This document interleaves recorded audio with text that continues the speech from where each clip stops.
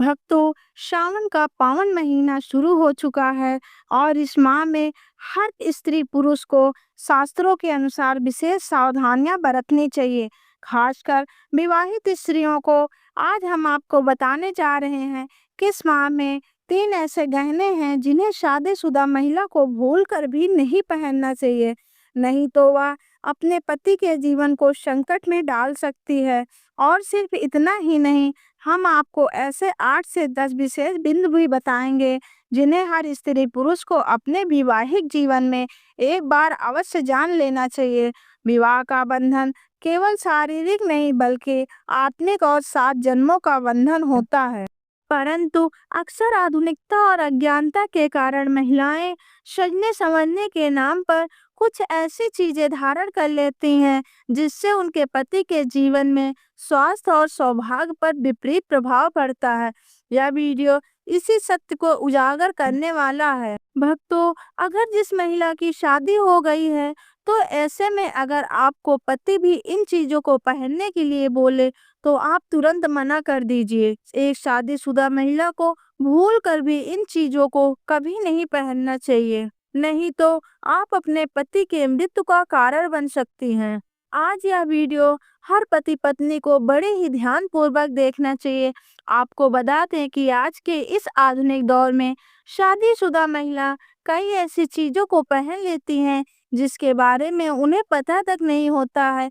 यहाँ तक कि शास्त्रों में भी यह लिखा हुआ होता है, कुछ भी पहन लिया जाए ऐसे में उनके जीवन पर नकारात्मक प्रभाव पड़ता है।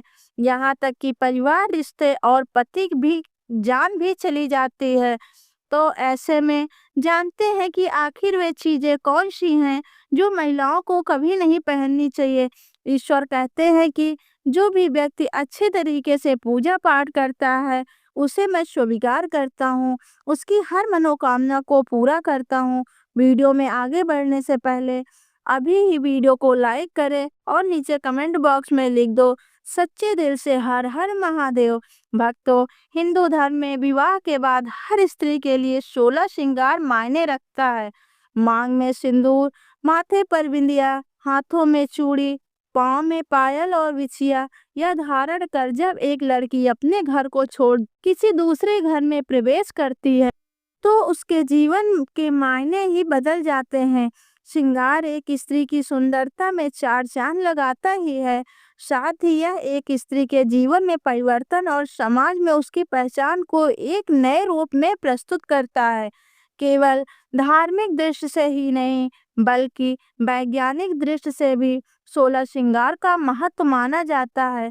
16 श्रृंगार में उपयोग होने वाला सामान किसी भी सुहागन स्त्री के वैवाहिक जीवन का प्रतिनिधित्व करता है। इसके प्रयोग की जाने वाली हर चीज का अपना एक अलग-अलग महत्व होता है।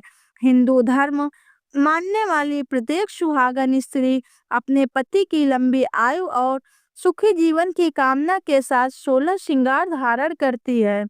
परंतु कई ऐसी चीज होती हैं जो कि महिलाओं को कभी नहीं पहननी चाहिए। अब यहाँ पर कुछ दोस्त ऐसे भी होंगे जो हमारी बातों को हल्के में लेंगे क्योंकि उन्हें वास्तुशास्त्र का ज्ञान नहीं है। इस पर एक कहावत भी प्रचलित है, बंदर क्या जाने अदरक का स्वाद।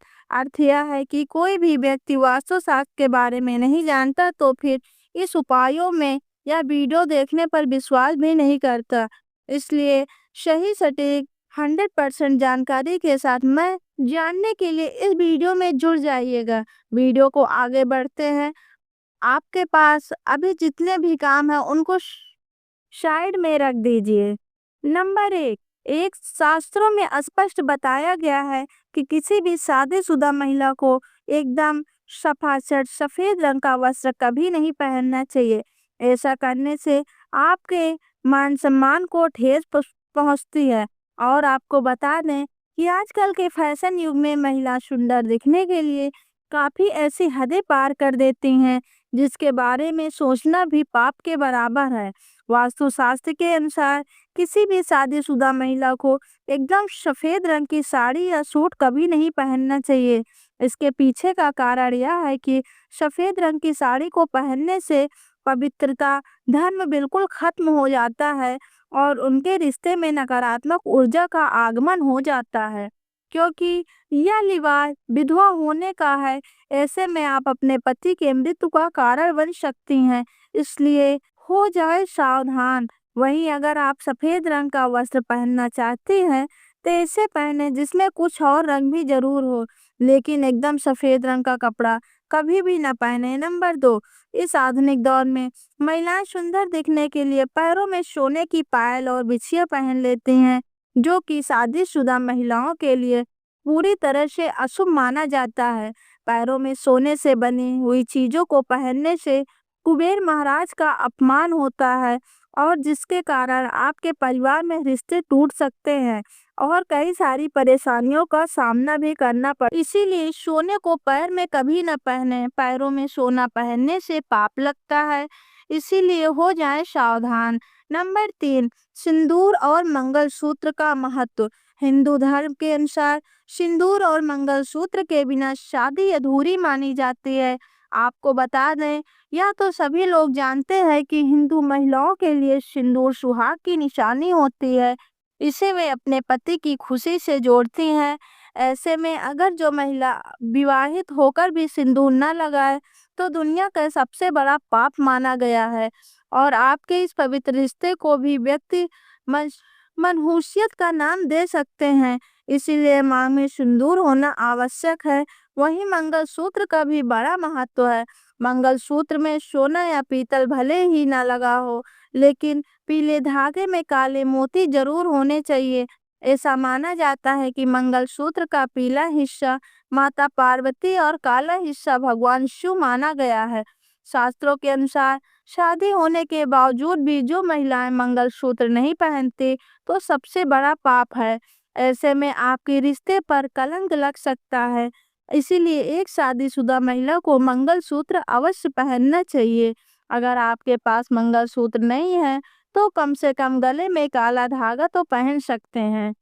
क्या आप जानते हैं कि अगर सिंदूर में एक ऐसी चीज रख दी जाए, तो आपके लिए और आपके परिवार के लिए बेहद ही शुभ होता है?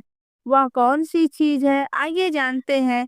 वीडियो को अंत तक जरूर देखिएगा, क्योंकि अब हम बताने वाले हैं कि ऐसी कौन सी चीज है जो सिंदूर की डिब्बी में रखनी चाहिए, और वह कई कार्यों के लिए बहुत शुभ है। धार्मिक मान्यता के अनुसार सिंदूर लगाने के कई नियम होते हैं, जिसका पालन करना अनिवार्य होता है। सिंदूर लगाने से संदर्भ में जो भी नियम बताए गए हैं, सभी सुहागन महिलाओं को इन नियमों का विधि पूर्वक पालन करना चाहिए, अन्यथा उनके जीवन में परेशानियां उत्पन्न होने लगती हैं।